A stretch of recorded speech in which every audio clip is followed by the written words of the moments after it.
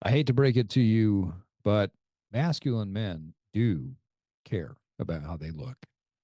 And while I'm not a big fan of the word should, I'm breaking my own rule today by saying you should too. We've gotten to the point in society where I personally feel a bit uncomfortable wearing my tuxedo, which is a staple in my wardrobe when we go to the symphony, because when we show up, I'm about 5 levels of formality higher than anyone else in the hall. Over the long shorts, flip flops, and t shirts and a hoodie, and maybe a backwards hat when you're going to the store or the symphony have now become the standard of dress for people in America, not for the evolved man. If you're an average American, you're obese. Statistically, there are more obese individuals than there are people who are lean and fit. And overall standards of health, movement, nutrition, mental health, and yes, even physical appearance have tanked. Today's guest is my friend Tanner Guzy, and you have heard Tanner before on the Evolve podcast. Tanner is a men's style coach. And as we step into this next episode of The Evolved Man, uh, we laughed because Tanner teaches men how to dress better, look better. I teach men how to move better and eat better. Essentially, we have the same job. We have the same vision. We have the same purpose. And that is to help men become the most evolved version of themselves. In today's conversation, we discuss the importance of understanding how your visual appearance affects your ability to be successful in every area of life, and how visual appearance is one of the most important forms of communication that you use, whether you want to believe it or not. We break down some of the major mistakes men make and give some basic building blocks that any man can start with. Once again, Tanner showed up well for this episode and dropped some amazing insights for you, our listeners. And I'm excited for you to get some time with him today. So, with that, welcome back, Tanner Guzy, and on to the show. Welcome to The Evolved Man, where we are at war with the mediocrity of modern man. The Evolved Man is for men like you who are willing to be strong, open, and aggressive learners. Men who are not afraid to disrupt and change. It's time we ditch the current conventional idea that we devolve with age, that the dad bod is our destiny, and that the glory days are behind us. Your best isn't behind you, and I'm here to provide you with practical tools, a few tips and tricks, and everyday wisdom to help you evolve into your highest form. Strong, lean, smart, educated, and emotionally intelligent. Now, let's go to war.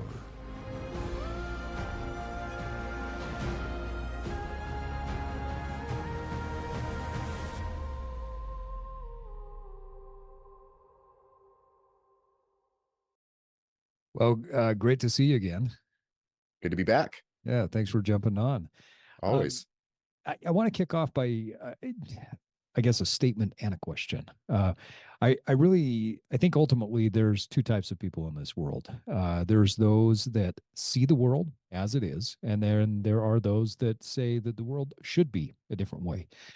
For instance, there's many people that say that we shouldn't judge people by their outward appearance, but the fact is we do. And in fact, many scientists believe that there are biological reasons for that are species dependent. So we're going to take the perspective of the former, not the latter. We're not going to should on ourselves, and we're going to say that we do judge people and ourselves by our outward appearance. And frankly, I don't think it's a bad thing. But with that in mind, how does outward appearance affect a man and how others see him? This is I love that you're framing this way, because I think one of the most fascinating things that we've experienced is the complete muting of the understanding that visual appearance and visual communication, it's an entire language. Yes. That people have always used as ways to express things to each other. And you go to any culture at any point in history, and people have used grooming, clothing, scarification, tattoos, posture, body language, all of these other variables. We use them naturally as ways to express things. In fact, most people when it comes to clothing, ironically think that clothing was originally created or intended as a way to protect us from the elements. But if you go to certain cultures that are in kind of like idyllic circumstances or situations, like in certain parts of South America or others in part of Australia, where they literally do not need clothing to protect them from anything because their physical circumstances are so good, they've found tribes in these environments that will still use some version of body paint, or they will still adorn themselves with feathers, or still use some version of something purely for the version of visual communication. That's it. That's all it's intended for. And so this is something that, as men, I think the irony is that we've been kind of duped into thinking that it doesn't matter, but that's just another way of making it matter, if that makes sense. Yeah, I couldn't agree more. Where do you think the narrative is coming from that men shouldn't care about how they look? It's a I've thought a lot about this one, and I think even the nature of this question is different now than it would have been 10 or 15 years ago. And that's different than it would have been 10 or 15 years prior to that, because my experience has been that it's largely a Gen X and millennial, and probably even just like an older millennial. Like, we're in this weird kind of like generational bubble where we're the ones who really heavily got that message. And men prior to that didn't get it as heavily as we did. And younger millennials and certainly Gen Z and Gen Alpha are not getting that message the same way that we did when we were growing up. And so I think that we were in kind of like this perfect storm of, I don't know, you could talk about like the cultural revolution and especially the sexual revolution that the boomers went through. And it was kind of like this, we're rebelling against everything that our parents established prior. But at the same time, they hadn't taken it to the extent that there was the rejection of like traditional gender roles. And so you still had to like, a real man does this or a real man doesn't do that. And there was this apathy or that, and you know, that was another kind of thing that was very unique to Gen X, is that uh, Gen X, older millennials, we grew up with the idea that it's just not cared. It's not cool to look like you care about anything. Yeah. You know, like any sort of like genuine interest in or sincerity about anything was the realm of dorks and losers. And it was the cool guys that were the ones that were just apathetic and kind of above it all and indifferent. And you had this aloofness. And so that certainly would apply to, that applied to school, that applied to trying too hard in sports for a lot of guys, that applied to dating, that applied to religious or philosophical beliefs. And so it would stand to reason that that would also apply to your appearance as well. Yeah. So I think that there's that kind of like weird, again, perfect storm of those cultural influences in that particular generation is where that really took root. Did you read the Beastie Boys anthology book or I listen did to it? not. No. So I listened to it on Audible, and I would highly recommend it to anybody that has any interest in that time period, but also the Beastie Boys. And it's interesting because the Audible version, the Beastie Boys read some of the chapters, and then they have just random people read other chapters. Interesting. I mean, like Wanda Sykes did a chapter. And I'm like, I have no idea how that's fascinating has any link to them. But anyway, they talk about in there this entire idea that you're just discussing, that their whole focus was always to give the impression that they just didn't care, that to care about anything, it wasn't cool. And so they said they just lived in this almost constant anxiety because they cared and they wanted to be successful. And yet they had to put off this idea that they didn't care because somehow that was cool. You mentioned that the pendulum has swung, more so in the other direction with the generations that come after our generation. But there are so many men out there that sit in this Gen X and maybe, Gen X to what's the next generation called? A kind of older millennial, I guess. Yeah, the Xennials or the older millennials. That still sit in that mentality. How do men overcome that if that's something that's still rooted in them? I think that what you really have to kind of like address with that is, why are you letting the attitudes that shaped you as a teenager still be the attitudes that shape you as a man in your 30s, 40s, and 50s? Like, why is it that indifference and aloofness that was so crucial then. You should have lived enough life by now to learn that you should care about your career. You should care about your philosophies, your religious beliefs. You should care about your family. There are things that I hope that Gen X and older millennials have learned, that it's like, it's worth it to care about things and to be sincere about things and to put effort into things. If not, I mean, and I think we're very much preaching to the choir with your show. Your listeners are guys who care about things. Otherwise, they wouldn't be on here. And so then it is, you've discovered the lie about indifference in some of these arenas in your life. Be willing to recognize that it was a lie in other arenas in your life as well. That's and I a good think part of it, I was thinking about this just this week, because I actually, just a couple of nights ago, I actually went and spoke to a group of a bunch of young men between the ages of like 13 and 18 on why style matters, why, you know, how they can use it as a way to communicate even at their age and everything else. And it was fascinating to watch their reaction. There was about 20, 25 of them, to watch how they were reacting to what I was teaching versus the like 5 adult leaders that were sitting in the back of the room and how they were responding to things that I was teaching. And what I found is that one of the things that's really interesting is, I think one of the reasons why we as older guys resist this is, you should be experimenting with this stuff when you're a teenager. Yeah, and that's a good point. Right. And by the time you're an adult, we have this very kind of like subconscious and very culturally ingrained, and none of this is bad, but this just is what it is. This idea that you should have all of this figured out. And so I think there's a lot of reticence to the idea of, I don't want to look like I'm learning or I'm experimenting or I'm trying to figure this out when I'm in my 30s, 40s, or 50s, because I should already have this figured out. And so the way that I can soothe myself is that I can continue to identify with the lie that it's not cool to care about this stuff, or that I'm supposed to be indifferent about this stuff.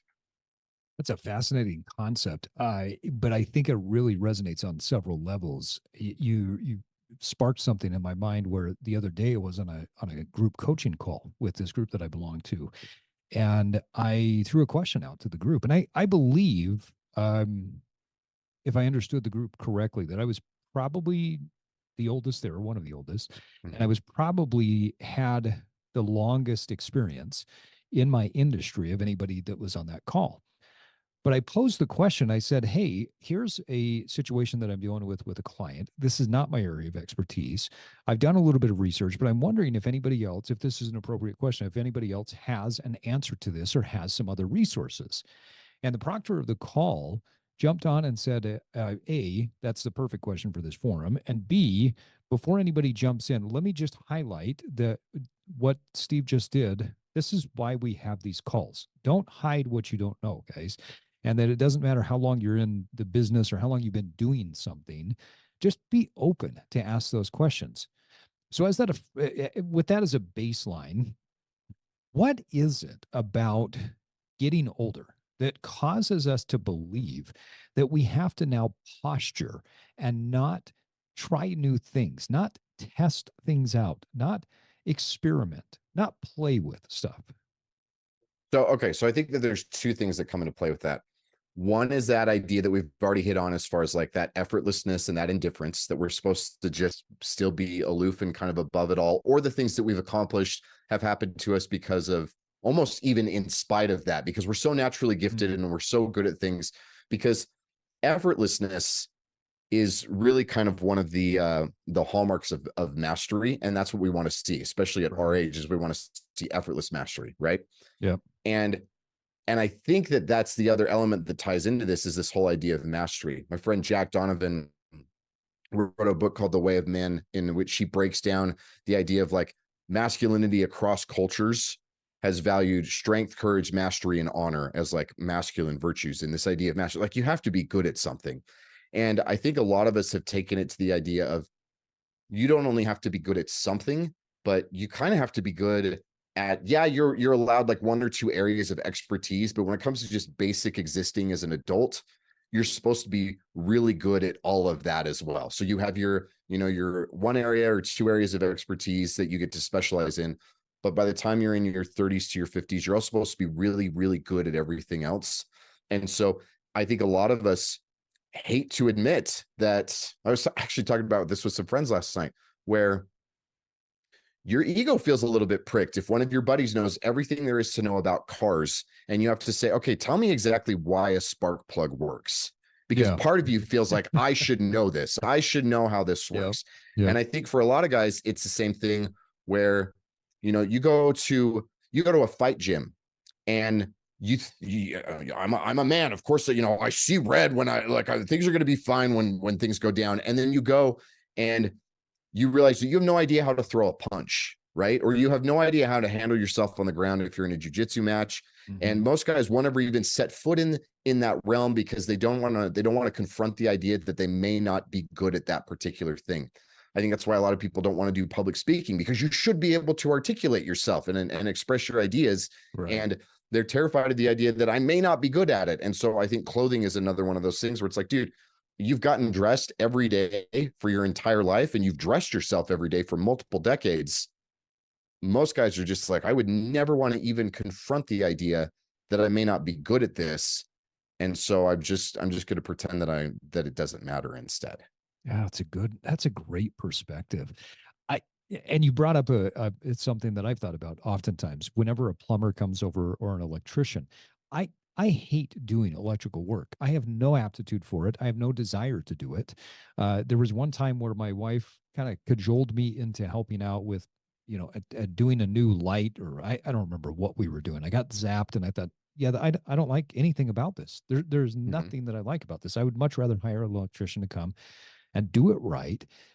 And the same thing with plumbing and many other things around the house. I can do some things. I just don't enjoy doing a lot of the stuff. And for a long time, when I would make those phone calls, I found myself over explaining what was going on, almost like that I had to prove that this problem was so far beyond my masculine capabilities that I needed the true expert to be there, because it was bruising my ego to call an expert. And something shifts, at a certain point. I don't feel like that, but I felt like that because I believe that the male ego does feel like it has to be good at all things. Yeah. How do men get over I almost wonder if that even comes into, okay, sorry, we're just kind of like, you and I are discussing this as friends and waxing philosophical, but right. Because when I think about this, I wonder how much of this is even more unique to it being like Western culture, particularly even like American or like, Western hemisphere culture versus just Western European culture. And also the fact that we have this kind of like, almost like pedestalization of the middle class. Because, again, if you were to go back in time 400 years ago and you were to look at European aristocracy, I don't think any of those men would feel like their masculinity was threatened in any way because they outsourced menial labor to other classes of people. Right. Their masculinity was expressed in other ways. And I doubt that there was any sort of self-consciousness about the fact that a lord wouldn't be capable of cutting down timber and building a home by himself. Right. Okay. Yeah, that's a good point. But I do think, but we do feel that today. And I would say that even our like elites, like our upper class, and again, you could look at this through the clothing lens, you can look at this through any other lens, is our elites posture as if they're middle class in every way, except for they have money. Yeah. Yeah. Right. And so we have this kind of like almost love affair with, in order to be the pinnacle of society or a good person in society and a good man in society, it's that you have to, make millions of dollars and have influence and everything else. But at the same time, you can change the oil in a car and swap out a chandelier and know how to deal with the fuse boxes and everything else and handle yourself in a fight and be able to, diffuse C4 and like, you have to have all of these different, but I think this is another thing that's very unique to our culture and our time period. And if you zoom out culturally, it wasn't always that same way. That's a great perspective. And I think I'm with you on that. We pick those things up from movies. We pick those things up through popular culture. And I believe nowadays are so inundated with so many different images that we believe that we have to have all of those things in order Mhm. to be masculine. Now, we've talked about this before, but I don't think we've talked about it specifically on the podcast. What you teach is, your program is called Masculine Style, right? Mhm. And so when you think about masculinity, and specifically masculinity as it has been uh, promoted or put down in popular culture nowadays, and especially woke culture, fights significantly against masculinity. So, I guess a couple of questions relative to masculinity. Number one, how do you define masculinity? And number two, why are we fighting against it? Hmm. Okay. So I would say there's a couple different ways to look at masculinity as far as defining it by what it is relative to. And I think in a lot of cases, um, people will look particularly at like masculinity and femininity are at opposite ends. And I think I would again go back to what Jack Donovan talks about as far as yes, women can be appreciated for courage, strength, mastery, and honor, but their value to the group, value to humanity, is not determined by how well they can demonstrate those virtues Mm. of courage, strength, mastery, and honor. In order to be a man, and to be valued as a man, I think masculinity embodies those four. And you may be lacking in one, but you have to make up for it in another one or in the other three or something else. Like there has to be some level. And again, we see this where, you look at different classes of people, and warriors may be lacking in honor in some cultures, but they make up for it with their strength or their courage. Or Mm. shamans and priests may be lacking in strength, but they make up for it with their honor. Or farmers may be lacking in, I don't know, maybe in courage, but they make up for it in their mastery, right? And so there's all these different kind of trade-offs. And so I think there's that element of it. But then I think another important aspect to think about it is also the difference between masculinity as far as being a man versus being a child, right? And so it's not just Oh, men okay. compared to women, but I also think it's men compared to children. And I would say probably the best definition of that I've heard is the idea that a child consumes more than he produces, whereas a man produces more than he consumes. Interesting. Yeah, I would Okay. agree with that. Okay. So to answer your first question, I think that those are the two ways that I would define masculinity as far as the comparison against the feminine and also in comparison against the child. Why we're getting so much pushback from it, my theory on this is because masculinity inherently lends itself towards personal sovereignty, and a group of people, a society of people, a civilization of people that have access to all the tools and resources that we do, from information, technology, just like capacity to move large distances and numbers and things like that. If we have all of those resources and you have the sovereignty and the self-determination that comes with men being men and women being women, that's where there's big threats to people that are more interested in power than they are in necessarily what's good for everybody else. Interesting.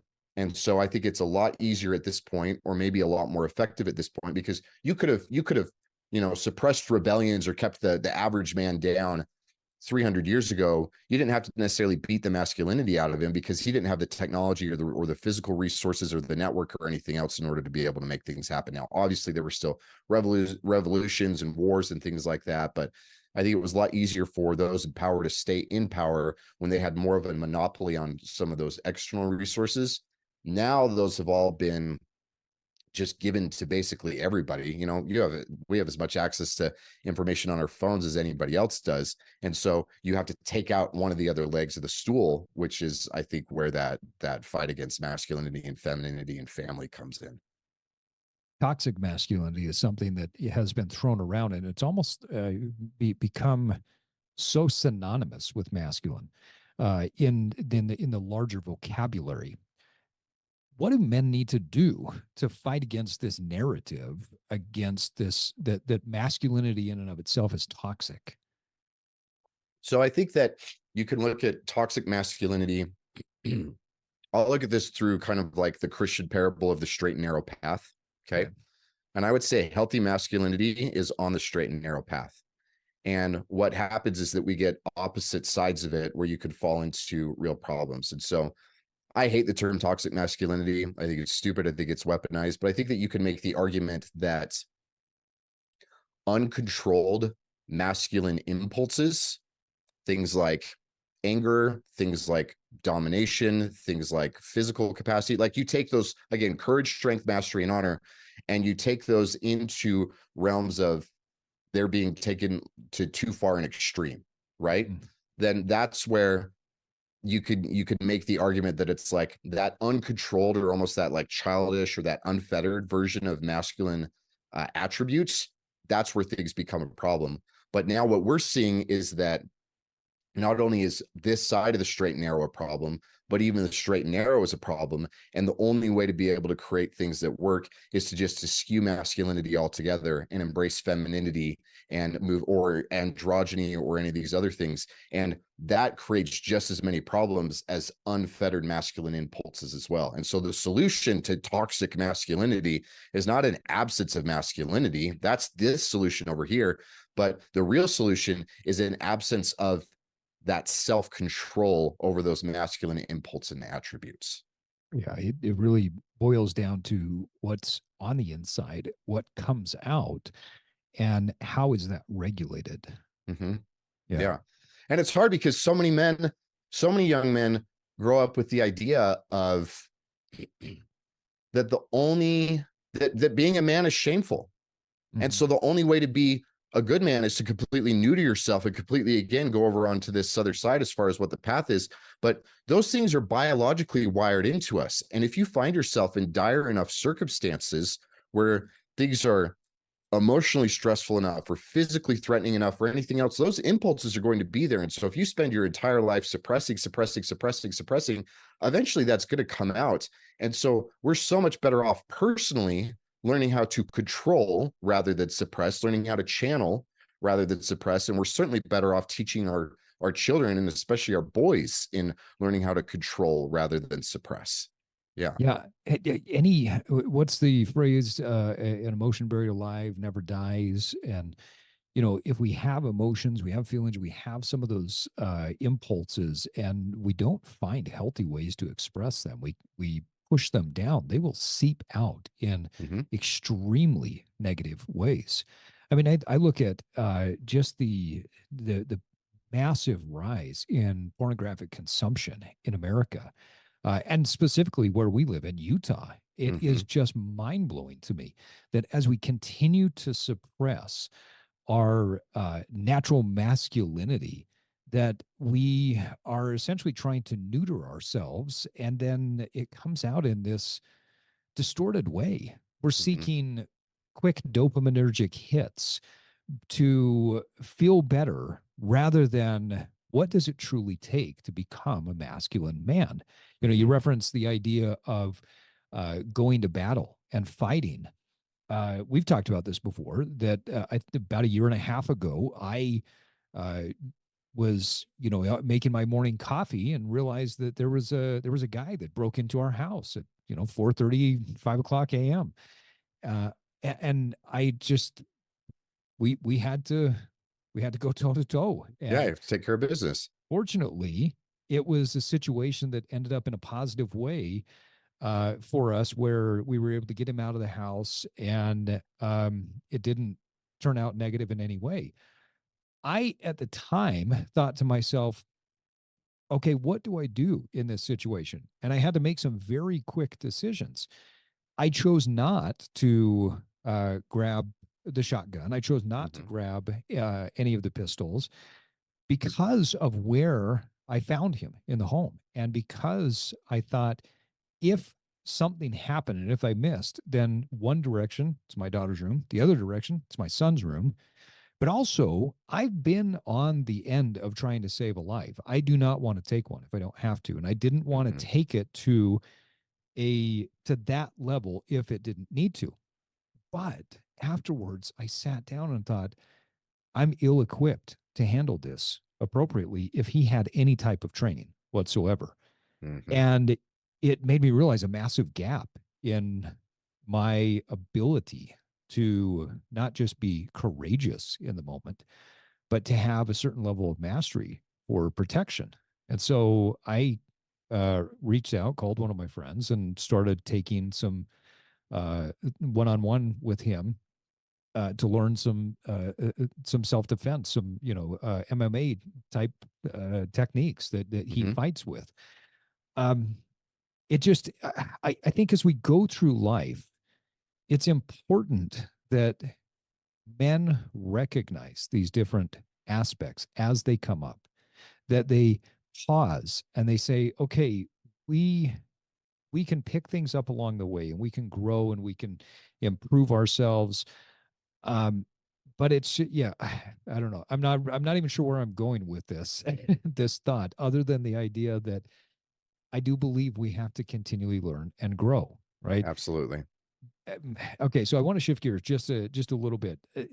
I'm listening to an audio book by Leo Loudness, and she says something to the effect that show me what a man looks like, and I will show you what he believes.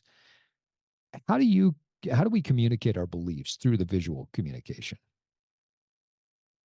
So it happens a lot more potently than people think it does, because even something, okay, how easy is it for you to be downtown in a major metropolitan area and be able to recognize if somebody is most likely homeless or not? Yeah. Pretty easy, right? Yep. And it's because that is what the absolute bottom of the barrel, as far as like real apathy and indifference to your appearance, looks like. It's those guys. The guy who works a regular white or blue collar job and and says, this whole real men don't care how they look type of thing. He doesn't look like a homeless guy. He still goes out of his way to put on the uniform of what his supposed indifference or apathy looks like, right? And so if you want to see like the complete antipathy or indifference for what appearance is, it's pretty easy to be able to recognize that. So if we rule that out, then from there it's really easy to be able to see, like, most of the time if somebody has a lot of self-discipline, you can see it in their appearance and in their grooming. Most of the time if somebody is an appreciator of beauty and loves aesthetics and loves nature and creation, you can see that in their grooming. If somebody is self-conscious about who they are and wants to blend in and disappear and doesn't want the pressure of having people have expectations of them, you can see that in their clothing and their grooming. And it's one of those things that I think that we all kind of pretend that we don't see, because if I pretend I don't see it in you, then you will do me the favor of pretending you don't see it in me. And so we can all just go along with this, emperor's new clothes idea of appearance doesn't matter. But as soon as you are willing to consciously step out and actually go people watching and give yourself permission to not like morally judge people as far as like this is a good person or that's a bad person, but see what kind of stories you can fabricate about who people are, what they do for a living, where they live, what kind of hobbies they're interested in, what their political affiliations are, those types of things. Give yourself permission to extrapolate as many stereotypes you can based on the way that people dress and what their clothing and their grooming is, and realize how naturally that comes, because we're all playing to that. Yeah. It does communicate massively. In fact, it's been said that of the 3 V's of communication, visual, verbal, and voice, visual communication communicates at least 70%, if not more, to other people. And that outward appearance and the body language is just so powerful. So with that in mind, you've talked about how men that you've worked with have been able to see an increase in their earning power. What's at play there? So I would say probably one of the biggest things that's at play there is this idea that's called the halo effect, where when we see something that we find admirable or likable or appreciable about a person, then we have a tendency to give them the benefit of the doubt on other things as well.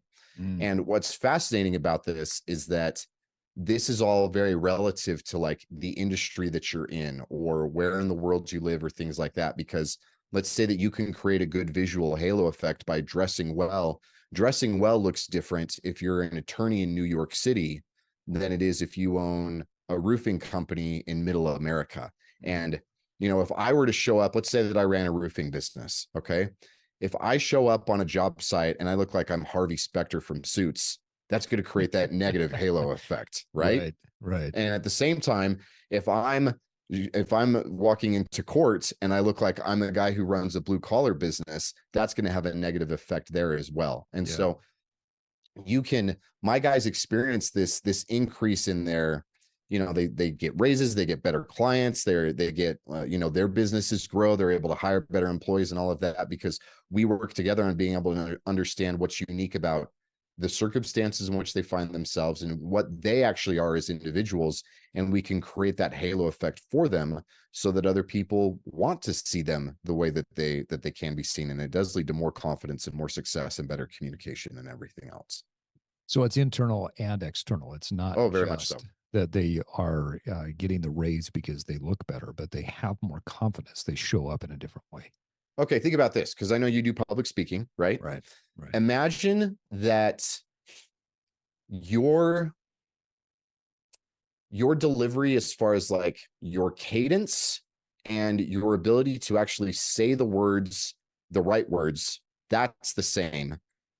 But so we've got you giving two different speeches, or the speech in two different contexts. Then the cadence is the same, your delivery of the words is the exact same. But in one of those circumstances, you're feeling very self-conscious. And in another one of those cases, you're feeling incredibly confident.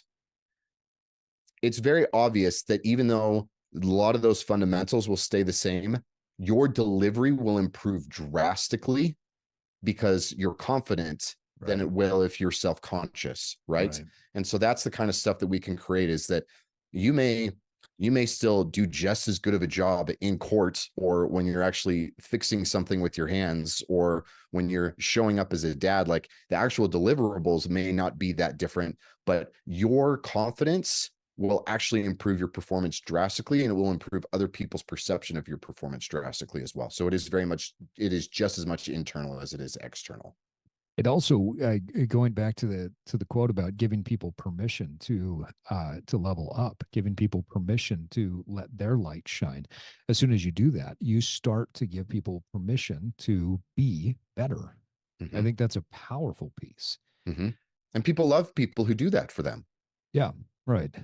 Too much of society is built on negativity, and if you turn the news on, every story, I think it's got to be like 99% of the news is all negative stories. There's a crash here, this bad thing happened there, and then every once in a while you see a cat getting rescued from a tree. But most of the time it's the negativity. So anybody that helps you to live a more positive life by showing up in a positive way, I think it makes a massive difference. You have something called the tucked gang. Now, do you recommend that men become mother tuckers? Oh man. Okay, so this is the idea that guys who are in good shape, it's actually to your advantage to tuck in your shirt. And I know that, again, like, Gen X guys are going to hear this and groan and just be like, dude, why are you telling me this? Okay, I want you to, again, think about a very specific cultural context. Okay, when we were growing up, it was the dorks, it was Steve Urkel, it was Carlton, it was these guys that would tuck in their shirts. And there was an element of, again, that indifference, that like that aloofness of like, of course I'm not going to tuck my shirt in, right? Where there was that element of rebellion that came there with it. And it was dorky to tuck in your shirt, and it was cool to leave your shirt untucked, especially as a teenager if you're growing up in the 80s or the 90s. All right. That's dad style now. You're the dork, right? We're the dorky dads. And as much as you may think that that's not the case, like, we're the dorky dads. Okay. And rebellion comes and goes in different waves, but there's also an element of, not only is it not necessarily edgy or angsty anymore, which really, like, you shouldn't still be trying to, give your dad the middle finger when you're the one who's in your 40s. Right. But there's also the element of, when you do have your shirt tucked in and you're in great shape, the actual, like, scientific aesthetics of it is better. It affects, like, the golden ratio, and so it makes your chest look broader, and it makes your shoulders look broader, it makes your legs look longer, and so your overall proportion is closer to Da Vinci's Vitruvian Man. It makes you look like you're healthy and in shape more. Now it actually communicates a level of, like, there's some element of rebellion to this, which is kind of ironic, but there's also just a little bit more of this idea of discipline.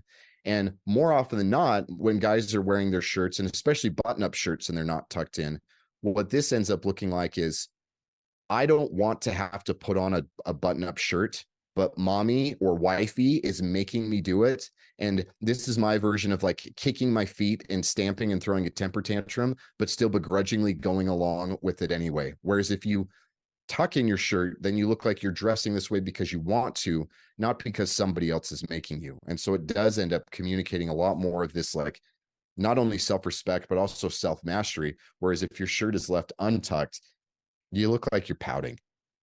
What's worse, your wife bought it for you, and so you're putting it on because she's forcing you to wear it because she bought it for you. Yeah, and you're pouting about that. It's like, yes, dear. Yeah, it's that type of attitude. Yeah. What is a WASP? So this is white Anglo-Saxon Protestant, and if you think of like, as Ivy League as it gets, this is, and there's a whole aesthetic to this. You think of like, okay, what are some good cultural references that we could pull from? I think of very much Kennedy. Like, yep, Kennedy. You could think of some more like pop culture references, like this was what Andy tried to be. Andy from The Office very much tried to be, was that kind of like WASP aesthetic and WASP vibe. Very much like Great Gatsby type of stuff. Oh yeah. Right. And it is, there's a whole aesthetic that comes with it. When you think of Ivy League prep schools, you think of like the rep stripe ties and the polo sweaters and the loafers and all of that. That's the whole WASP vibe. Yeah.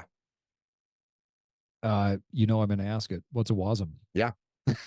So this is a term. This is something that you and I have been goofing around with. So you and I are both in Utah, right? And one of the things that I think is so interesting about being in Utah is Latter-day Saints do not have, at least from an aesthetic standpoint, there's not a very like cultural, we don't have an aesthetic that we lean into. Like, this is our thing. This is our vibe, not a good one. It's so fast. Not a good one. You're exactly right. Like, not a good one. It may be that your garments are popping out of your t-shirt and you could see it that way, but it's not a very good intentional aesthetic. It's very accidental. Right. And Utah's in this kind of weird place because we've got all of these fascinating things around us. You've got the Old West version of things. You've got the Native American culture. You've got the Church of Jesus Christ of Latter-day Saints and that cultural aspect of it. You've got all the outdoors and everything else. And so as you and I have been working through this, the WASM is basically like white Anglo-Saxon Mormon instead of Protestant. But it's been like trying to experiment with an idea of how do we very unapologetically and very intentionally bring in some of these elements of like the pioneer aesthetic or some of the native aesthetic or some of the outdoorsy vibes, kind of like the ski resorts and all of that. And how do we do that in a way that it looks very much like you're embracing the fact that you're from Utah, even if you don't, whether you do or don't belong to the predominant culture here, embrace the fact that you're from Utah and that Utah has unique elements to it. And I think most cultures and most states should have an approach that's kind of like that. I think so too. It's been fun to play around with, and I think it was funny when that came up. So I'm just putting my vote in for two things: one, Mother Tuckers, right, and two, Wasm. I love this. So I hope you adopt them. I've already told you I'm giving you full rights to them, but I think that they're great. That in particular has been a fun one to play with because growing up in Utah, I resonate with a lot of things. The outdoor lifestyle, for sure. So there are aspects of hiking and skiing and snowboarding and all of the outdoor things that really resonate. But being on a boat in Utah out wakeboarding is not the same as what you would necessarily see a WASP wearing when he's out on the long yacht back east. We're out sailing, right? Yeah. It's a different look. It's a different aesthetic. And what does that look like? And how do we play with it? One of the things that you got me to do recently is you actually got me to buy my new favorite pair of pants as we've been exploring this whole WASM concept. And I never in a million years would have thought that at 47 years old, I'd walk into a Cal Ranch store and pick up a pair of Wranglers for $40. So it's been fun. to wear those, to throw them on with my, I don't know, 25, 30-year-old boots that I own I've got the best patina of anything that I own because they are Mm-hmm. just beat up and they look amazing. So, two questions for you with relative to this. Number one, I mean, these pants were $40. How does price play into how men should think about their purchases? I would say that when you're in an experimental phase, get away with stuff that's as cheap as you possibly can, because there's no reason to buy really expensive stuff if you don't even know if you're going to like the style, which is why that's the direction we went with the Wranglers. It was like, dude, Yeah. walk into Cal Ranch and pay $40 is no big deal on these. And then if we like that, then we could find higher end versions of it. And then that's the second part, is when you know that you're really like a good pair of boots, you shouldn't be paying $50 or even $150 for. You should be Right. investing the best you can afford in something like that. If you know that you have a coat that you're going to wear for the next 2 decades, then you should be investing the best you can into something like that. And so there is, and honestly, like, dude, I will have days where I'm wearing jeans that are $200 and boots that are $700, and I'm in a $6 t-shirt because that t-shirt fits the way Yeah. that I want it to, I love it. I love and it. so be willing to go up and down through the whole spectrum to the best of your ability. Yeah. So, second question, how can men think about brands or brand names? Because back to the Wranglers, I don't think I've owned a pair of Wranglers since I was a child. Mm-hmm. How do people think about brands or brand names? And This is how much does that play into what we should buy? Yeah. And I think that this is a great question, especially given this context, because I think when most people think about brands, especially when they think about brands when it comes to clothing, they immediately think of like status brands. They think, oh, well, this means I have to buy Gucci or Dolce and Gabbana or Hermes or something. And first of all, I don't think that you need to be doing anything related to that. But I think a lot of times what guys also end up missing out on is we see brands like Wrangler, for example, that it's like, I'm not going to recommend that you LARP as a cowboy, because you're not. And that's going to be inconsistent for you and your self image. And it's also going to be lying to people around you. Right. If you have the Wranglers and the boots and the pearl snap shirt and the right cowboy hat and everything, because it's not who you are. Yep. But because you are from Utah, because you do engage in outdoor things, buying a brand that may be primarily marketed specifically to cowboys, but you bring in one or two elements of something like that, that's totally appropriate and totally fine. And so I think a lot of guys would be better off if they would put some brands on the table that they may have initially taken off the table. And it doesn't mean that you need to embrace everything about that brand's aesthetic, but bring it in and make it part of your own, which is what we've done with your style. Yeah, that's a great way to look at it. Do you have any favorite brands personally, or that you recommend for clients? Are there certain things that are go-tos for you? So too many brands to recommend as far as like there's so much variety that I can't just say like this is what I would recommend anybody start out with, because so many disparate styles. But the few that I find myself going back to the most consistently because of my style is one of them is called Buck Mason. A lot of my casual stuff comes from them. I really, really like those guys. Almost all of my formal stuff comes from a brand called Beckett and Robb. I really love seeing brands that have a lot of good heritage to them. And so with rugged stuff, that's brands like Filson. Those guys are incredible. I would aspire to that aesthetic, but it's even just be able to see it or get to see some of my clients who have earned that right more than I have, to see guys get to wear stuff like that. I don't know. I love seeing a lot of stuff that's kind of all over the place. I love Brunello Cucinelli or a few of these other guys that do really good stuff when it comes to that refined stuff. I actually really love, do you remember Gecko Hawaii? Oh yeah. Totally. Dude, I started following them on Instagram lately. That's like some of the most fun, nostalgic, rakish, right? Like it's just, a lot of these 90s brands. In fact, I was telling you about this group of kids that I talked to. Two of them had on actual vintage Jenkos that they had bought off of eBay, right? Wow. Jenko is not one of my favorite brands, but it's really fun to see like Gecko Hawaii in that old 90s aesthetic. Like it's fun to see stuff like that come back. And so my personal taste is kind of very all over the map. And I just like seeing brands that do well with anything in that regard. I ran into a guy the other day that had a Maui and Sons shirt. And I remember my favorite red Maui and Son shirt from when I don't even know how old, but when I saw it, it brought back so many great memories. Right? And that's one that what was the store? Copper Rivet. Do you remember the Copper I Rivet? do. I do. Yep. I think that's where I got my Maui and Son t-shirt from, was I Copper remember Rivet. my Maui and Son skateboard. Mm. Yeah. Mine was That's white. I right. had a brother who had one that was purple and another brother who had one that was teal. And those were Christmas gifts one year. Yeah. Yeah. There are certain brands that have that personal heritage. For me, it's been Patagonia. I think that's been one that has stuck with me for so many years. Recently, I had a couple of jackets that were one that I just could never see myself wearing again. The style, the way that the jacket fit, these huge pockets that in the front chest that are way misshapen. And so I took them in, one of which they're repairing for me, and the other one I just, under their ironclad guarantee, I turned it in.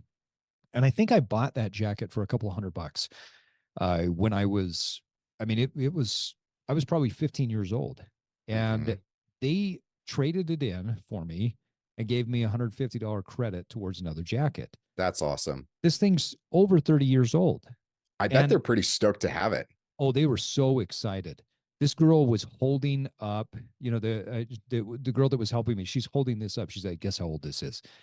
And apparently, it was the oldest thing that had been brought in recently. That's awesome. That's awesome. But then they were geeking out about the fact that with the other jacket that I was getting repaired, she turned to the person next to her. She goes, "This jacket's the same age as me," and she was able to find the year that I bought it from the tag.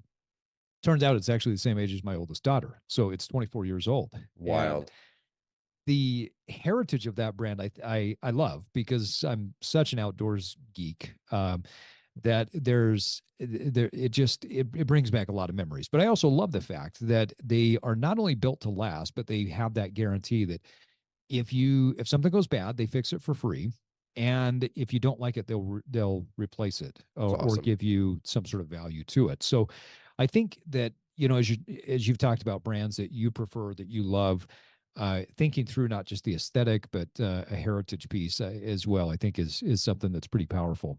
Well, and think about how well you just responded to your own earlier question as far as like visual communication and why because think of not only your personal memories because of everything that's tied into that jacket, but that this girl is geeking out about it. And that people, I've got 15-year-old kids that are buying Jenkos that were made in 97 and they're buying them off of eBay because there's this cultural component, there's history, there's story, there's all these things that we love and embrace that can be embodied in an article of clothing. And look at what all of that was that happened as you brought that back in, and the excitement, the emotion, the connection, everything else that came from just a piece of clothing. Yeah. So let me ask you this, because that sparked something in my mind. You have said before, I'm trying to remember how you said it, something about how men make adult money, but then they dress like a child, something along those lines. Yeah. And I actually kind of stole that from you and tweaked it a bit to say, hey, do you have an adult sized body, but you eat like a child? Give me my dino nuggies. Yeah, right. And loads of ketchup. So right. Talk a little bit about how do men create, how do men become men with how they dress if they still want to have some sort of nostalgic piece to it. So maybe they have a certain band. Maybe they geeked out about Star Wars. Maybe they were a huge Lord of the Rings fan when they were younger. Whatever it is. Where do they marry those? Yeah. Okay. So let's go back to this idea of one of the difference between a man and a child is a man produces more than he consumes, right?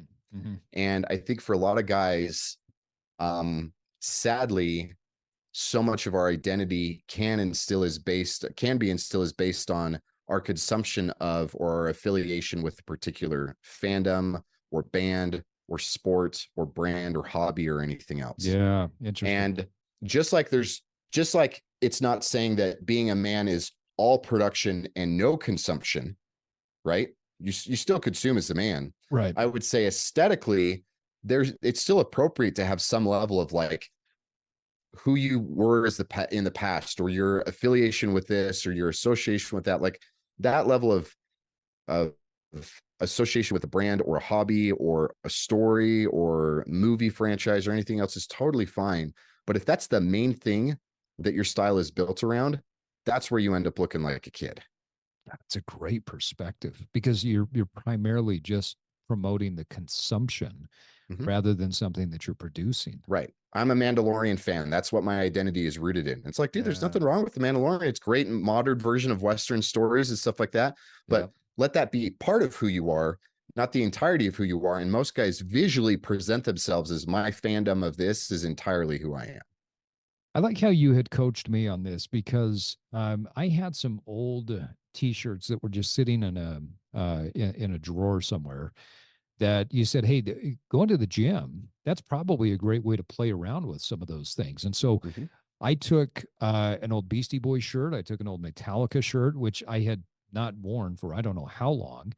I cut them up a bit, and I started rotating those into my workout clothing just as a way to pop some of the rakishness of as I'm building out this wardrobe for working out in the gym, and I've loved it, and I Yeah. don't feel like I'm walking around as some sort of dressed up dork, or trying to just be the banner child for Metallica or be the banner child for the Beastie Boys. Right. It felt very authentic. What are other ways that people can take some things that they consume and utilize those as expression pieces without it becoming the main stage? So one of the easiest ways to do it is rather than thinking graphic t-shirt, which is where most of us go. And Yeah. again, that takes up the most visual real estate. That's the one that is the most jarring when it comes to perceptions of other people, is instead think about smaller tweaks on things. What I usually recommend for my guys is that's where interesting accessories can come in.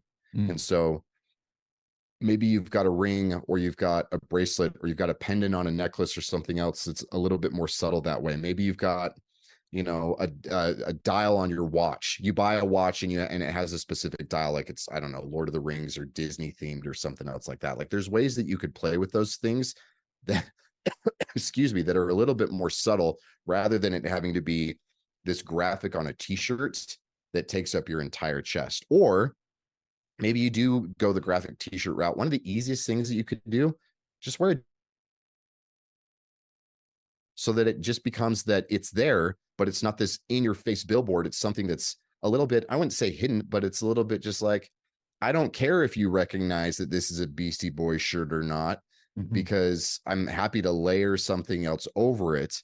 Whereas if it's the only thing that you have on, it feels a little bit more desperate. It's like, please recognize that this is what I'm into and that this is what you're going to judge me by and associate me with.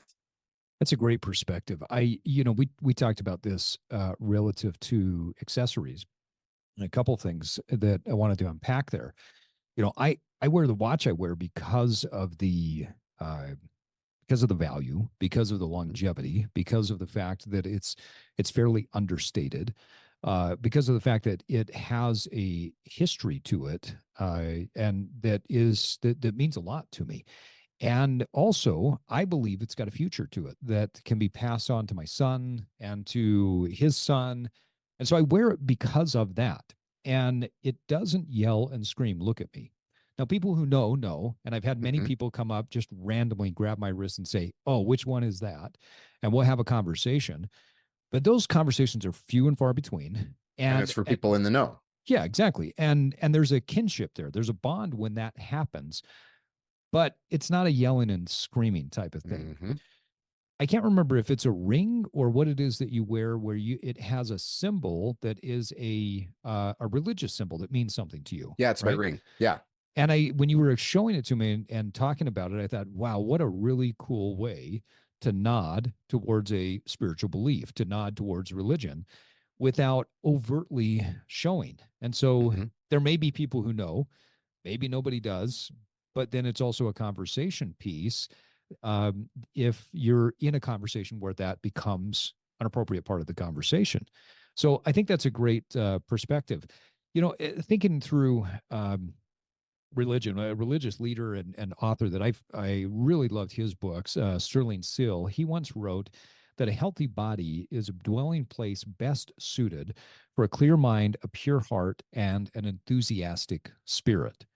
How does Mhm. health and fitness and the physique of a man play into how others perceive him? Oh, it's huge. I think that again, that goes back to even just how we're biologically wired, where animals in the animal kingdom can recognize the vitality of, a lion in a pack is going to know who's more dominant and competent and capable if someone is big and healthy versus another lion that's sickly and is Mm. malnourished and isn't taking care of himself. I think that that is very much wired into who we are and how we perceive people. And we can try to culturally override that by saying that these cues don't matter or that we could try to hide it with clothing or things like that. But it's it's massive. I think, in fact, I agree with a lot of, there's other contemporaries that I have. One of them that comes to mind is a friend who runs a site called Well Built Style. And one of his arguments is that your physique is primary and then the clothing you adorn it with is secondary. And you really can. You could get away with a very simple jeans and a t-shirt if you've got a great build, and you could pull off a lot of styles with a great physique that you can't otherwise. So it's absolutely important and huge. Yeah, great perspective. I couldn't agree more. One concept that uh, or excuse me, masculinity, as we've talked about, it's really gotten this bad rap, and you hear people, you see people out there that are thinking to the, pretending to be a king, and they're banging their chest and they're running around and they're eating liver and they're throwing things around. Um, how does a man dress in a way to show that he's a masculine man without having to do all of these extra overt type things that you see many people doing on social media? Man, this is a harder challenge than I think most people would recognize on the surface, because ultimately dressing to show masculinity is entirely culturally dependent. Like the cover of my book, for example, that it's called The Appearance of Power. You guys who are watching could see me pointing at it. You guys who are listening, just go look up the cover by looking it up. You know, um, I've got Eagle Warrior from the Aztecs. I've got different tribesmen from different parts of Africa wearing masks. You've got aristocrats from France in the 1600s. You've got a cowboy from America. And these guys are all dressed in a way that would have been perceived as a healthy demonstration of masculinity in their culture at that particular time. Okay. So if we understand that, we're in a really weird position where the West, for the last, I don't know, however many centuries, but for a good long time, let's say from the Enlightenment until the 70s, until the sexual revolution, okay, was a dignity culture. And Mm. it was one where dignity was the thing that people aspired to. And that included things like conformity or modesty or self-respect, but also respect for others and things like that. Like, we were a dignity culture, and demonstrating dignity in how you interacted with people, the way that you behaved yourself, the way that you kept your home, and the way that you dressed was the imperative. Okay. I would say that there are still elements of that dignity culture that we are holding on to, but we're losing more and more of that as years go. And then we're now in the middle of two, in ways competing, but also in ways very complementary cultures. One is we live in an attention culture, which is why you can get a lot of this ostentatious, crazy displays of clothing and things like that. And especially when so many of us build our livings online, and you have to get more and more out there in order to garner more attention. Like, it's an arms race as far Right. as who can get attention. So we're in an attention culture, but then a very big subset of who we are is also in a victim culture. And the bigger of a victim you are, then the higher your status is within that culture as well. And Mm. so it's so tricky to be able to figure out. And again, this is why it's going to be very contextual as far as like who you are as an individual, what your own political, philosophical, religious, moral beliefs are, where you live, who are the people you interact with, what are the industries that you work in, those types of things. Because all of those are going to have a different variation of it's this much dignity, this much attention, this much victim, or anything else. And so, some guy who is totally woke is going to represent his anti-masculinity by dressing completely androgynously. And for him, that's the best way to be a man, is to eschew all patriarchal versions of masculinity and to embrace the feminine aesthetic. And that's what it means to be healthy and secure in his masculinity, right? Whereas some guy who is still very much part of a dignity culture is going to want to dress in a way that is a little bit more quiet and a little bit more humble and a little bit more unassuming, but still doesn't look like he's a kid wearing a graphic t-shirt and baggy cargo shorts. And a guy who's primarily in an attention culture is going to want to dress in a way that gets him as much attention. It's such a tricky question to be able to answer, because we don't have a mainstream culture anymore. We're balkanized as a society now. I think that's you mentioned something at one point where you said that we will probably never go back to the suit as the standard uniform for men because of that fact. So, given that, how do men start to develop their own sense of style when the tribes are essentially all over the place and the culture doesn't have a primary frame of reference? This is where you lean into what your tribes actually are. You have to really take the time to dig into and understand what your tribes are, and what is it that, how much do you want to belong to that tribe? How much do you want to conform versus rebel? How much of your identity is rooted in, I belong to this particular tribe, versus it's that I pull in elements from this one, but I've also got this one, and that one that I pull into it as well. This is the hard thing, is that dressing well used to be super easy. It was just default. You go back to America in the 60s, and if you wanted to dress well, it was Mad Men. That's all it was. Like, you didn't have to think that hard about it. It was so easy to do. But now, and I want to frame this the right way. In fact, I just sent an email to my list about this week. When you know how to do it, it's still just as easy. And I imagine you can attest to this because you've worked with me. We've put in a bunch of work to get you to be able to think about it the right way, but you probably stress less about your clothing after working with me than you ever did before, even if you didn't recognize that you stressed out about your clothing prior to working for with sure. me, right? Yeah, right. Absolutely. And so it's almost like you have to go up over the bump of learning how to think about all this and learning how to think about your culture and your tribe and your own personal goals and aspirations and how that's all reflected with your clothing. And once you do all that work, then you can come back to things being just as easy. But there's that bump there that didn't used to be there that you now have to work through and get over. Well, it's a steep learning I guess, curve. and that's why I have a job. Yeah, right. And you probably always will. Yeah. There's a steep learning curve to it, but it also, one of the things I learned from you was the idea of the different dials that you can turn up or turn down. And those dials are context related. You might be thinking about your tribe. You may be thinking about so many different things. And the one that I've been playing with the most lately is texture and pattern, primarily texture. And so I think about when I woke up this morning and it's warmer today, right? So we had these big storms come through. I hit the gym, did my workout, prepping for the podcast, and I thought, what do I feel like wearing today? I've got a few standard things that I wear as my uniform when I'm working from home or when I'm doing shooting a podcast.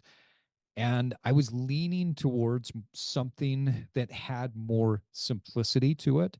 And so my initial thought is white t-shirt. And then I thought, but I don't want to be that casual. And yet at the same time, I want something that's got some texture to it. And so the shirt that I'm wearing now is not just a standard button-up shirt. It has some texture. It's thinner, but it has some texture to it. And when I put it on and I tuck it in, I feel completely comfortable. It's exactly what I wanted to wear today. Yep. It has a level of formality that's perfect for what I'm wanting to accomplish, for showing up to this podcast and the next recording that I'm doing. But at the same time, I'm completely comfortable in the context of my home. And so learning to play with those dials rather than just conforming to society, I think has been one of the things that has made the biggest difference. And so I can't say that I don't think about it. I do, but it's just easier to think about. And in a way, it's almost more enjoyable. Right? Because you end up coming into this conversation and your next recording feeling way more comfortable and confident than you would be otherwise. Right. And you actually enjoy the process because it's a skill set that you develop that most guys find is like, oh, this is actually really kind of fun when I get to get good at it. I only hate it because I suck at it. Yep. And I guarantee you that that guys who are listening may think about all those things that you just addressed as like, wow, that sounds like a lot of work. But I bet it took you less than 10 seconds to run through all that. Oh, for sure. Yeah. Right? It's Yeah. basically almost on autopilot at this point with you just making little fine calibrations because you've already developed a skill set. Yeah. Yeah. The skill set's there. The systems are in place. The way that I've got my closet set up, the way that I think about it, I've thought about this stuff ahead of time. And so it makes it so much easier to make those decisions. Now, when you and I started working together, I was going through a transition with my profession and spending a lot more time online or in front of people. And there was this big question that I had of how do I dial in my appearance? How do I dial in the visual communication so that I can feel authentic and comfortable and also communicate exactly what I want?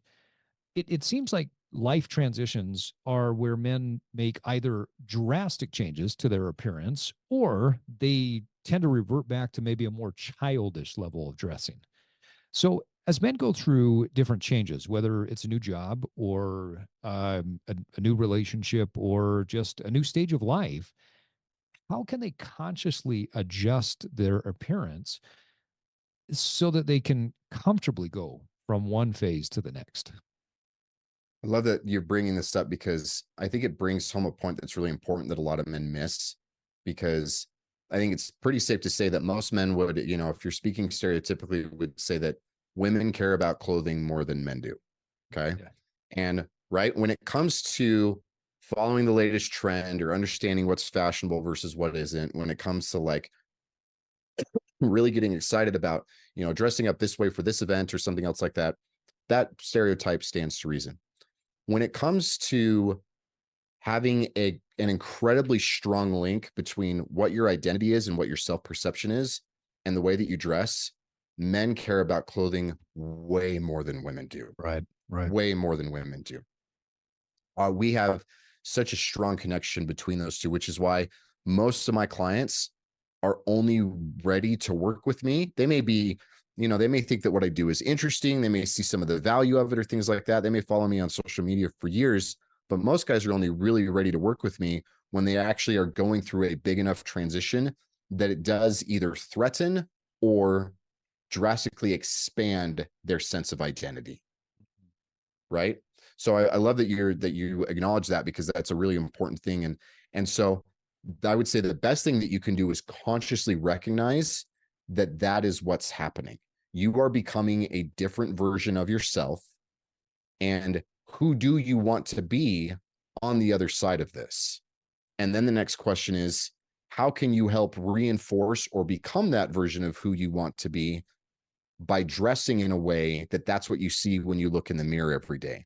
That's what you see when you post on social media. In your case, that's what you see when you're posting up photos on a dating profile, which is what I have a client doing who's gotten divorced after 20 years. He's never had to be on these dating apps. And so how does he dress in a way that new sense of self rather than the old married version of himself is what he sees when he's putting that out into the world? And so it's looking at this as a tool of, rather than it just being identity reinforcement, it can also help as a tool of identity creation or expansion. Yeah. I love that perspective. There's a lot that's communicated through the visual, especially relative to our beliefs and our perspectives on life. Religion has always educated the dress of its followers, from the ceremonial Catholic priest robes to the everyday wear like the Sikh turban.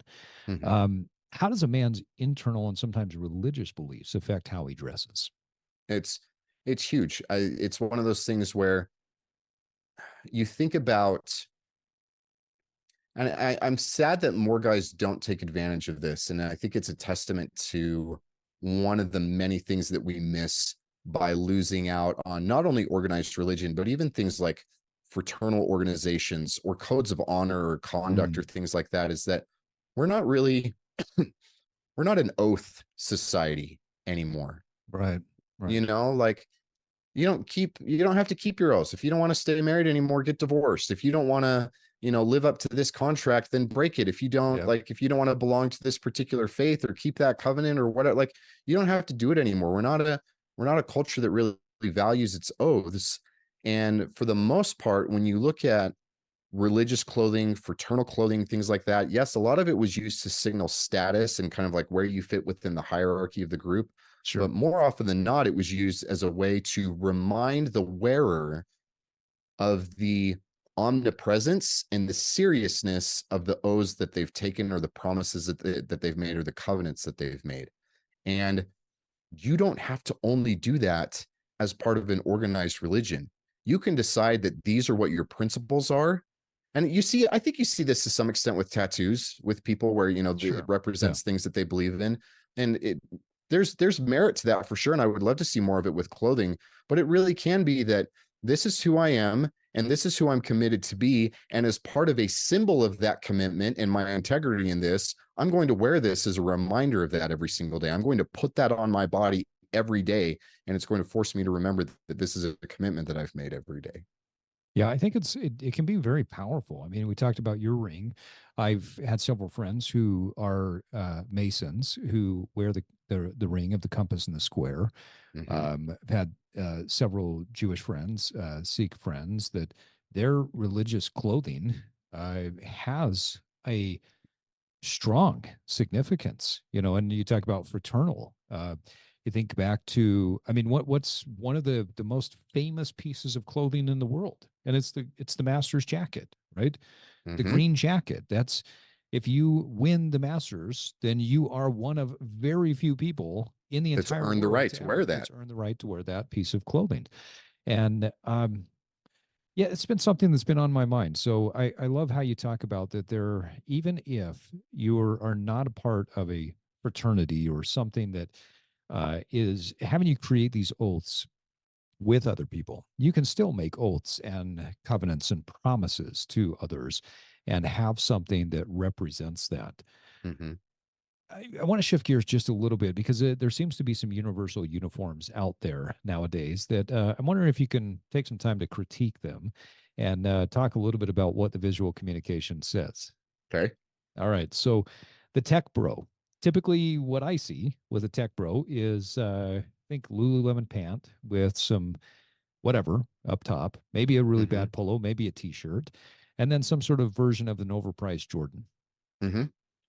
Yeah. Yeah. And that is very much it's a uniform. And that's the irony, is that the guys who started those styles, Zuckerberg and others, that was intended to be a middle finger to the old uniform of suiting. It was an act of rebellion of, I'm not going to conform to your standards. And now it's just become a uniform unto itself. And so that's the real irony, is that and I mean, this is not unique to tech culture. I was very involved in like extreme sports like BMX and snowboarding, involved in punk rock and stuff like that. And any counterculture, when you remove it from the context of being counter to another culture, is incredibly uniform within itself as a culture. When everybody has green Liberty spikes, then they're not unique anymore, right? And so the tech bro uniform isn't any less conformist than the suits that your dad's generation wore. You're just as much of a conformist as he was. It's just that the uniform has changed. All right. So the finance bro, typically chinos, button-up shirt, and the ever-present vest, and probably a Patagonia for those that can afford it. Yeah, right. And that's another one of those that it's just like, well, we're not our dad's generation that they wore suits all the time. Like Gordon Gekko's kind of a caricature, and this is us being a little bit more chill. And I think this again goes back to the fact that our culture very recently has turned away from, America's always been anti-aristocracy, but that doesn't mean that we still didn't believe in like aspiration, right? Yeah, right. The men who founded this country still believed in being aspirational, but they believed that it should be a level that everybody could rise to. Whereas now what we've gone is we've turned back and like worshiped the middle. And so you get guys that are making millions and millions of dollars trading, but they have to dress like that, like they don't have any money. They have to dress like everybody else because that's the cultural pinnacle as far as you have to look like the everyman. And so it's just another manifestation of that. Okay. Final one is the dad uniform. As you know, I battle against the dad bod in a lot of my content. So generally, the dad uniform, from what I see, is maybe a bad polo shirt, poorly fitting jeans, and some sort of sneaker, either a try-hard sneaker that they spent way too much money on, or I bought the most comfortable Hoka I could find sneaker. Yep, your Hey Dudes or whatever else, right? Yep. Yeah. I have a lot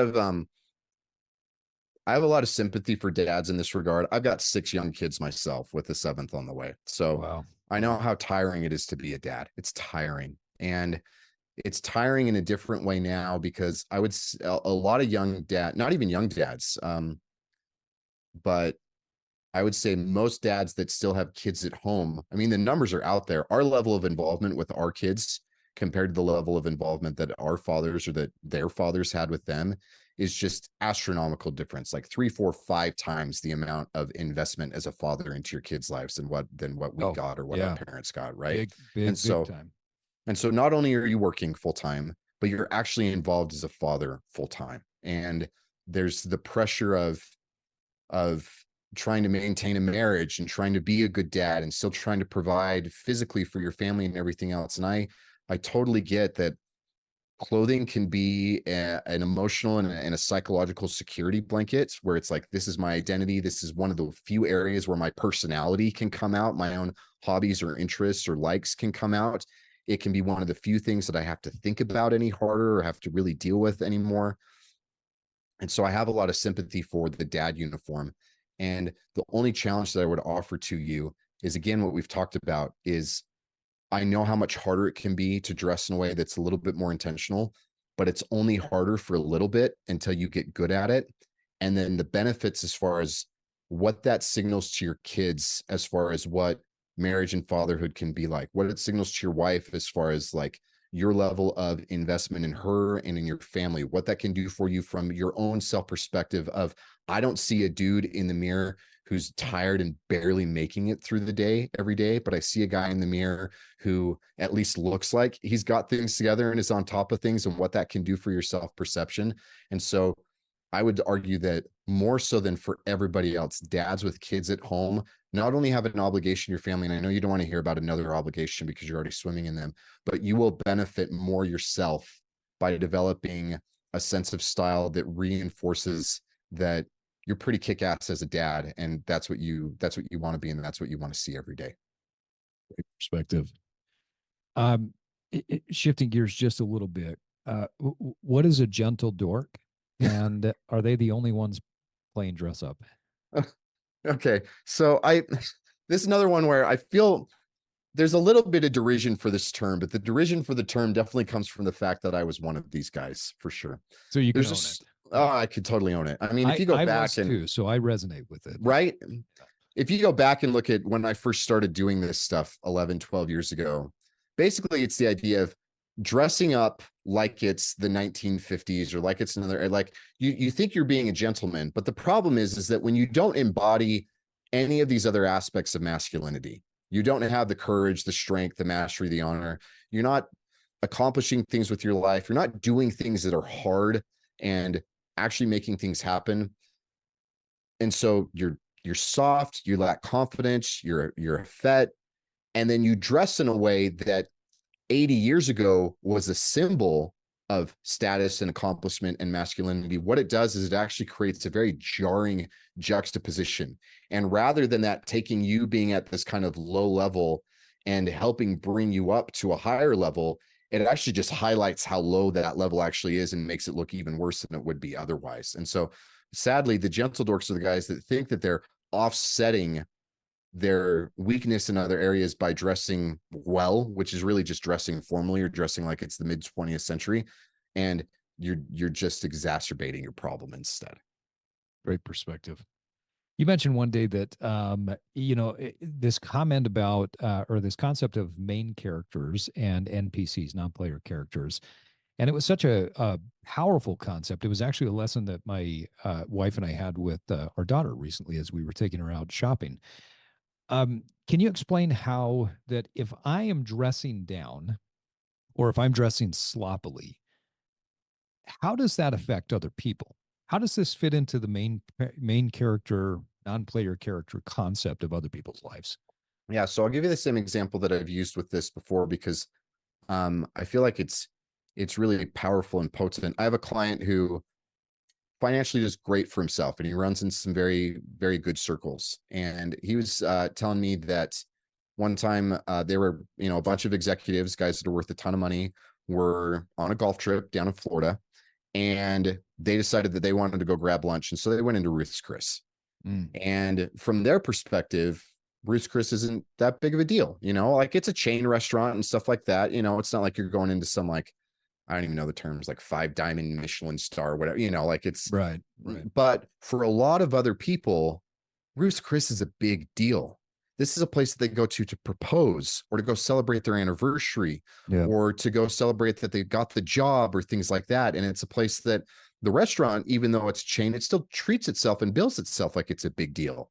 The servers are dressed up and they bring out the food on plates that they do this whole like display thing, and it's silverware and cloth napkins and all this kind of stuff. And so this whole idea of like NPC versus main character, and the complaint that my client had is when he found out that they were going there, he wanted to dress it in a way that was respectful to the other patrons that were there in the restaurant. He wanted to contribute to that environment because he recognized that for a lot of people this is a big deal.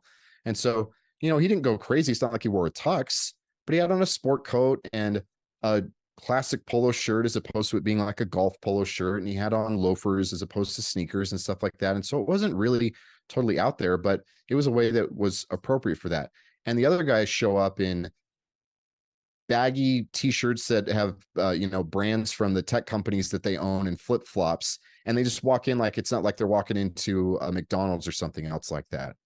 And they weren't even aware of the fact that they were to some extent bringing down the environment and the experience for everybody else. And so they were acting as if they were not only the main characters in their own story, but they were the main characters in everybody else's story. Mm-hmm.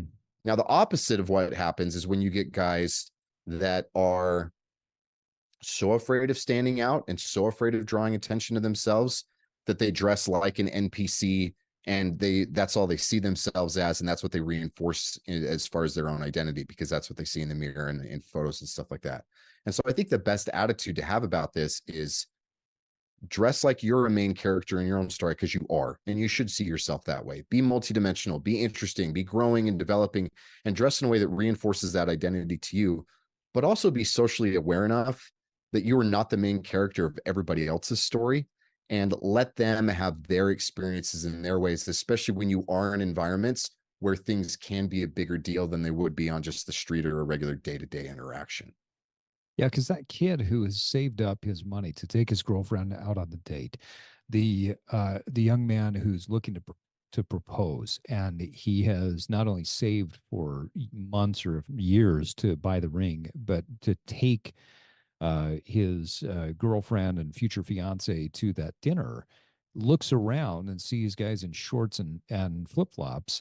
It doesn't add to the atmosphere. No. It distracts, or it detracts and distracts from the moment and how amazing that moment could be. Yeah. And let people have their moments. Pretty powerful. Yeah. Tanner, one of the cornerstones of your philosophy and your program is you help people to detect what their archetype is, or how, where do they lean most. So can you describe a little bit about the archetype concept, and where would people go to learn more about their own personal archetype?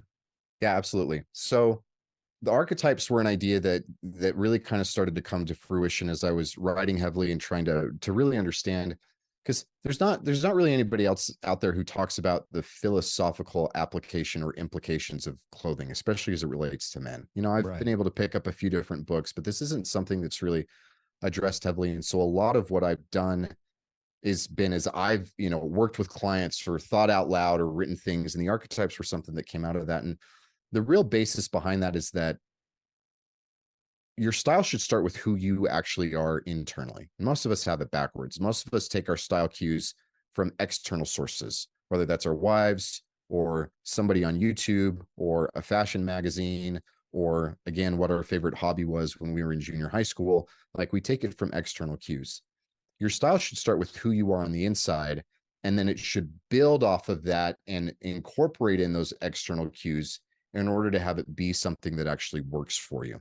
And I found that there's really only kind of like three categories or camps that people fall into as far as what those internal cues can be. And those are what the archetypes are. And so they're easy to remember. It's rugged, refined, and rakish. And the best way to describe them is the rugged guys are the guys who you are at your best. You are most at home. You are your most competent and confident when you're doing something physical. That may be that you're a lumberjack or you're an electrician. It may be that you're just really into physical sports and hobbies, but you feel like you are at your best when you're doing something in the physical world.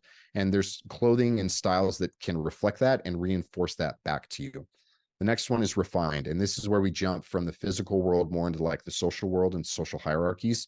So refined guys are at their best because they understand how hierarchies work, and they love playing by the rules. They love being able to climb the ladder and grease the right palms. And even that sounds kind of like shady. It's not. You're at your best when you understand how people work. And you like playing by the rules, and you like blending in, and you like making all of that work. And then the third one is the rakish archetype. And these are guys who understand people and systems and hierarchies just as well as the refined guys do. But rather than being at their best and feeling the most confident when they are blending in, they feel most at home when they're standing out, or when they're rebelling, or when they're breaking the rules. And again, there's clothing styles and attitudes and ways to wear things that can reflect that. And so you can start with those. We all have elements of all three of them within us, but you'll lean primarily toward one more than the other two. It's a really good place to get started and to start to understand how your clothing can help you reinforce what your identity actually is, based on your self-perception rather than based on what other people tell you it should be. And so I do have a quiz that you can take if you want to learn more about what that is and what that looks like. And there's a breakdown on that. I have a course that you can take on how to really kind of like pull from all that. And you can start that process. Even if you just want to take the quiz and see your results, just go to masculine-style.com, and the quiz is right there. Right. Well, Tanner Guzy, the book is The Appearance of Power. The website, masculine-style.com. The man is Tanner Guzy. And we joked one day that we basically have the same job. We just come at it from two different ways. You focus on helping people to dress better, to become more evolved and more masculine men. I do it from the nutrition and the movement space, but we're essentially in it for the same reasons. And I think that's one of the reasons why we've connected and had so many great conversations over the years. So I want to thank you for coming on. If people want to learn more, they're interested in getting more information from you, buying your book, or getting coaching from you, where's the best place for them to go? So like you already said, the title of the book and the site, those are great places to start. Best to reach out to me via social media. So I'm active on Instagram, Twitter, and TikTok, and all of those are just at Tanner Guzy. My DMs are open. And so if you've got questions, if you're interested in working with me or learning more or whatever else, shoot me a DM and we'll talk and we can go from there. All right. Well, Tanner Guzy, thanks again for coming on, and really appreciate your wisdom and all of the great things that you've shared with our listeners today. Always fun getting to hang out and talk with you, Steve. So thanks for having me back on. You bet. Thank you. Thanks for joining me today for this episode of The Evolved Man. If you're learning from and gaining value from this podcast, please subscribe to the Evolved Man newsletter, where I can support you even more in your personal evolution. I want to help you reverse engineer your success. The Evolved Man newsletter is like getting a free coaching session to keep you moving forward on your path of personal success. Go to theevolvedmanpodcast.com to sign up today. If you found value in this episode, you can give us up to a 5-star rating on Apple and Spotify and share it with your network. That's the best way to support the podcast so we can continue to get great guests and provide you with the best wisdom for your daily life. Until next time, keep evolving.